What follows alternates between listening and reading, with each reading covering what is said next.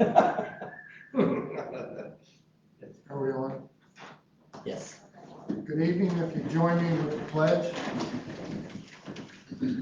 I pledge allegiance to the flag of the United States of America and to the republic for which it stands, one nation under God, indivisible, with liberty and justice for all. Join me in prayer. Oh, Lord Jesus, just kind of quiet us down here for a moment, and just want to acknowledge that school starts tomorrow, and you're aware of that. We want it to be a special year, a year that's great for our students and our staff. Help us to be sensitive to their needs, to hear with our ears and to see with our eyes what we can do. We just ask that we also be able to be a conduit for your love and your grace into their lives. These things I ask in the precious name.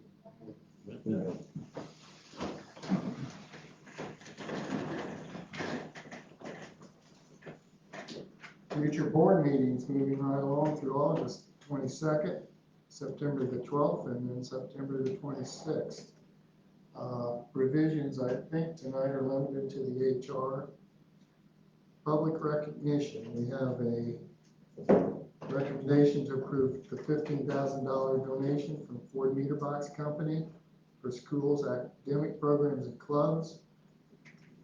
And also recommendation to approve a $250 donation from Kingsview LLC, David Long, for Southwood Elementary preschool learning and early literacy.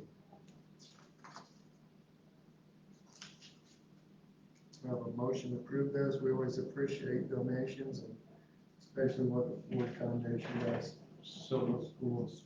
second. Motion is second. All in favor of the approval, say aye. Aye. All right. We have school recognition tonight. Not tonight. I'll share some other things at superintendent's report there. Public comment. I think we can move past that and move on to approval of minutes from the meeting on July the 25th. Move to approve those minutes. Second. All in favor, say aye. Aye. No opposition.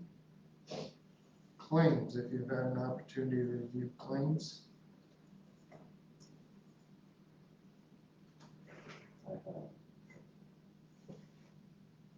Usually this time of year they spike way up, and it didn't seem to be as many. I think we got that done a lot in the summer.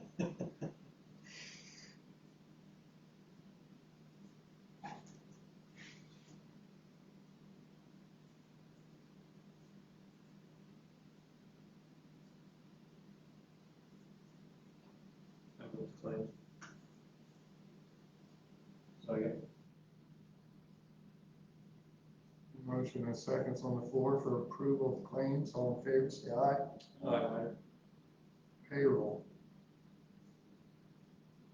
Nothing really to share about payroll. This is our second payroll of the fiscal year. The next payroll will conclude the 22-23 school year pay. And then the last one in August will be the first pay of the 23-24 school year, which we will see some increases in that due to the classified raises that we included this spring and the staffing changes. So. Approve payroll. Second. Motion and second. All in favor of approval, say aye. Aye. All right. Anything financial summary there? We have Just cash. the end of the month cash balances, so you can see where we sit at the end of July and each of our fund balances.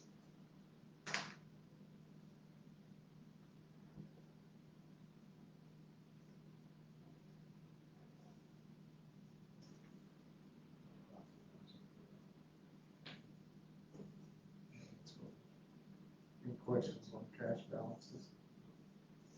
Do you want to address the education? Yeah, fund budget? so the education fund budget, this is the preliminary budget for 2024. really, you will see the increases caused just by the increases in salary and benefits that we have done over the past couple of years, not only with classified staff, but with certified staff, starting to build up. I've also included in there positions that we've been paying for out of grants. I know that the ESSER grant was a fund that we've been paying out of salary positions over the last 3 years. Eventually, that grant will run out at the end of this school year, and so some of those positions are integrated into this 2024, but I said all those positions are integrated in this 2024 budget, which obviously will determine what our staffing needs will be at a later point in time. But all that is represented into this budget, and so the increases are primarily salary and benefits. We did add a day reporting position in there. That's something new that we haven't had. We've always shared that amongst other school districts. That is its own separate position housed by us. And then the only other thing in there I highlighted in red is that doesn't really show up on our budget estimate, but that is kind of what we budgeted last year for as far as transfers from the education fund into the operation fund. That will probably go up a little bit, but that is nothing that is reflected in a budget as far as appropriations are concerned. And Dr. Kuhn mentioned the day reporting, and it's not just the day reporting as far as, I mean, that's one of the primary duties of that teacher, but that teacher has a special education license, will be our continuing services teacher, which means that if we need some short-term alternative education placement besides just the day reporting, which is really the suspensions that we have done before, he would do that. And then also this position, this teacher will also be a teacher for special education for bridge students. One of the teachers, we have several special education teachers in that program, but just another one because of the need for that. So when you look at that salary, you're probably wondering about the day reporting, but there's multiple duties of that teacher. So what's the date reporting at? Where? White's. White's, Okay. There's a building, and I worked with Mr. Ron Evans, the CEO, and their staff to make sure that we can house that there. Actually, it was housed there at one time. It was housed at an elementary before. It was housed in the ALPS program. It was housed at the old Ivy Tech building. So it's been a lot of different places, but now it's just our own for Norfolk and South. Really for grades 6 through 12. And the reason 6th grade is because we have moved them up, and then that can be, typically we're not going to have that young student, but yet every once in a while there could be a situation that they may be placed in there for a few days for some accountability of their actions.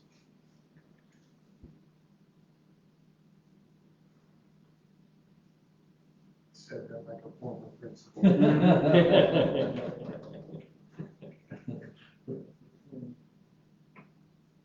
Is that all, Chris? Yeah, unless you have questions. Thank you. Moving on to personnel recommendations. Resignation, Amy Powell, bus driver, paraprofessional. Jeff Lyons, paraprofessional.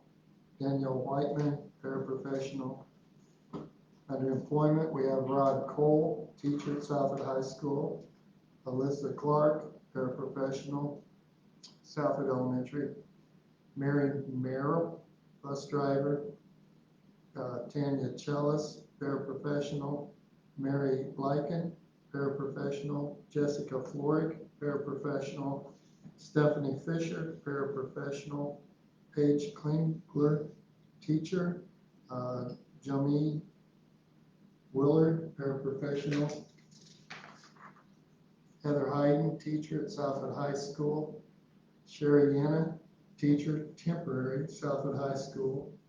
Then we have Kelsey Nickham as junior high volleyball coach at Southwood High School. Jonathan Collins, volunteer assistant cross country, Southwood High School. Casey Dyson, 5th and 6th grade volleyball, Northfield High School. Kenzie Griffin, 7th grade volleyball, Northfield High School. Lori Schultz, paraprofessional. And transfers of Melissa Metz, transferring as a paraprofessional from Sharp Creek to Northfield High School. The one thing about Mary Merrill, she'll also be a paraprofessional, along with bus driving. Oh, it's here, I just didn't. No, you're fine, I just want to make sure. I move to the slate. Second. All in favor of approval, say aye. Aye. And we do just really appreciate the new staff and also some of our staff who have retired and helped us out to come back and do some work for us. So we love that. Anything tonight for Hartman? No, I do not. Superintendent report? Yeah, I just want to mention a couple of things. Obviously, this time of year, since you've already mentioned that in the prayer, that school starts tomorrow, and it's just amazing how much in preparation that everyone does. And we just appreciate all of our staff for that. Just to give you a little idea, administrators, we had basically something a little bit different this year. To get all of our logistical things covered, we met on a Zoom last week. And then that was, so, sometimes there's some travel situations that just take a little more time, so we thought we'd be more efficient and do it that way. I know Mr. Drake and I were both principals. We'd always talk about central office as central. Since I was at Northfield, I felt like it was a lot more central than what Mr. Drake thought it was. So, but that was always fun because you had to go across town. But anyway, but then also last Friday, we had the opportunity to be in a global leadership summit. That's something that is global, so it's all over the country. Chicago was the main hub for US, but then there's also satellite areas. And so we were just at Honeywell Center in Legacy Hall, heard a lot of great speakers, and that will motivate us and help us with some different leadership and things that we can all improve on. We'll talk more about that in our admin meetings. Also, our bus drivers had a couple of meetings to get all prepared. They're very, very important staff members, of course, because they're typically the first ones that a child will see. And so we appreciate all that they do and bring them to school safely, and they're the last ones that see our students too. So they've had a couple of meetings, custodial meeting. Mr. Drake runs the new teacher meeting for new teachers. Also, just yesterday we had our opening day, and we actually had a very interesting situation where we brought in the 2023 Teacher of the Year, the Indiana Teacher of the Year, to be our keynote speaker. And she was a teacher at Southwood for 2 years, social studies teacher, and she actually, that was her first experience as a public school teacher. She'd done private school, she did some other things prior to that, and so it was really neat to have her come in and share and to motivate and talk about our district and how our mission and vision kind of goes along with what she is trying to do as far as being an advocate for the Teacher of the Year for 2023. Her home is Bluffton, and that's where she's teaching now at Bluffton High School. So that's why she left us. I think she really, really, really liked us. Tim was the principal at the time, I believe, yes. And she did not really want to do that resignation, but it just worked out well for her, and she's doing great there at Bluffton too. So we wish her well and thank her for the keynote. And then, of course, which was already mentioned, tomorrow, big day with school starting. So all the things that happen and all the preparation, we get to see the results of that starting tomorrow. So that will be fun. And we're all going to go to different schools to see how all the transportation and kids get off to school. There'll be a lot of energy everywhere, and hoping for good weather too. I think it's supposed to be until maybe later in the day, but I know that it's always good to get fresh air during the day. So we're looking forward to a great start to the 23-24 school year. So that's all I really have for now. I shared with you some information about college credits. We got our AP results in, which let me then convert those to credits at Purdue. And so by my count, we were at 2008.5 college credits earned by MSD Wabash County kids. Most of those, of course, are juniors and seniors for us. And that is through a wide range, through Heartland, through our advanced placement, through our dual credits, through kids going to college campuses. And so I really appreciate our small school feel where we meet kids kind of where they are.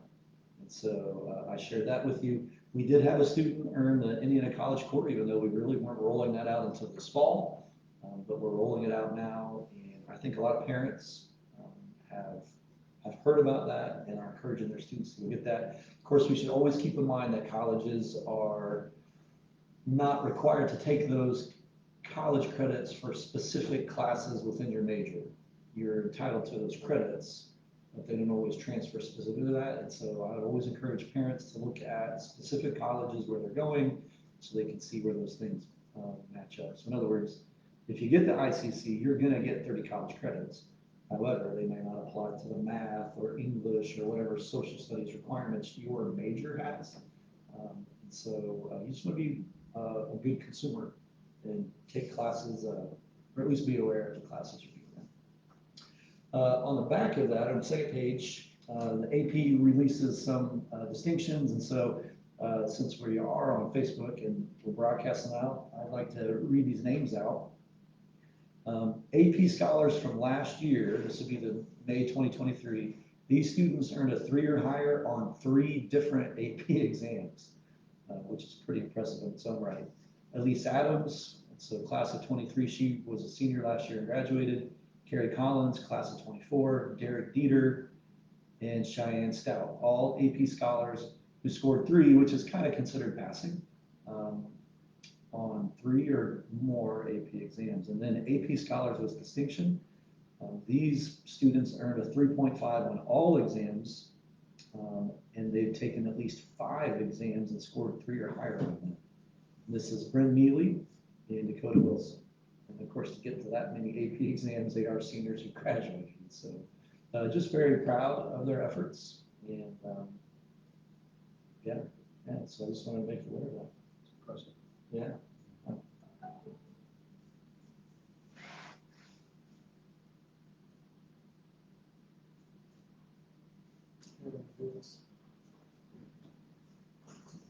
Thanks.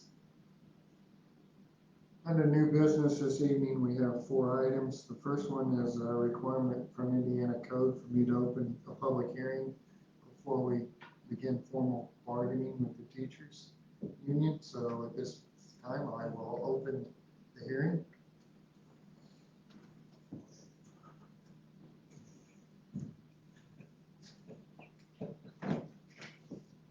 No comment, I'll close the hearing. Second item is a recommendation to approve the McKinney-Vento District Plan. So let me just share a little bit. The McKinney-Vento District Plan really is very similar to the state plan. We have the specifics of some of the things in our own school district. Mr. Mike McDevitt, who is our principal at White Junior Senior High School, is our liaison for that. I used to go through the training. He has gone through that training now also. And so this is our plan. It's not a policy, but it's just a plan that will be, or is, or will be on our website. And just to let you know, we do have some students that are considered homeless. A lot of times when we think about being homeless, we think about just not being able to, just be sleeping in a tent or someplace like that. And that's not necessarily what it means. They can be displaced for different reasons. They can be with other family members. And so we have had situations where, we have a fire, for example, of a home, and they had to go move to a family in a different county even. And if that's the case, then we will be able to help them to continue with their schooling until they can get back to our school district, unless they actually withdraw and go to a different school district. So there are some costs that are involved with that too, and we take care of that, whether it's transporting them with our own school buses or actually paying parents to be able to, for mileage. So we've done that before, and there's some other situations where they may be staying in a motel or something like that. So it is something that we would just want to make sure that we help those students in those situations and those families. And this just basically is the plan. So I'm not going to read the whole plan to you. It's fairly long, but it's something that we have been doing, and we just need to approve it if there are any changes. So, or just approve it, period. So just ask that you approve the plan that has been submitted. So here again, it's not a policy, so there doesn't have to be 2 readings, it's just a plan. Any questions on this?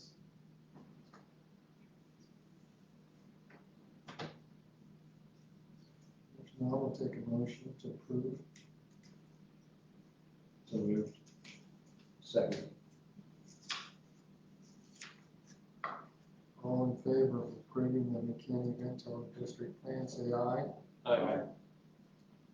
Third item will be recommendation to approve the adjunct teacher positions and permits for the 2023-2024 school year. So the state of Indiana, Indiana Department of Education now allows us to be able to hire adjunct teachers in positions. And really, a lot of it is based on them being in front of classrooms and teaching. And so what this does for us, it doesn't really change what the actual person that will have the permit to do, but what it does is it allows us to be able to count their actual salaries towards the 62% that we're required to provide. And they are, for example, the ones that we have are what we call classroom instructors. So they will now be called adjunct teachers. There's a variety of things that we will have to do with this, but one is that we have to have the school board approve the positions and permits, which we'd ask for you to do tonight, and then there are other things that we will do internally with them. But the spirit of the 62% with the teachers is to be able to educate our students. And so our classroom instructors that we have right now are our 3-year-old preschool teachers, and also those classified staff that are at White's who are in front of a classroom at White's Junior Senior High School.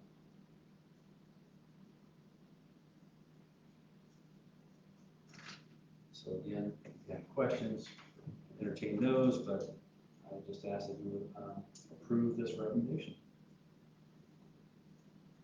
I move to approve the adjunct teacher permit. I'll second. All in favor of approval, say aye. Aye. All right, thank you. Item 4 is recommendation to approve the requirement to inform governing body, that would be us, regarding certain legal expenses, a threshold of $50,000. So in Indiana code, which is new, starting January 1, I, as the superintendent, am required to inform you, just like it says here, of these legal expenses.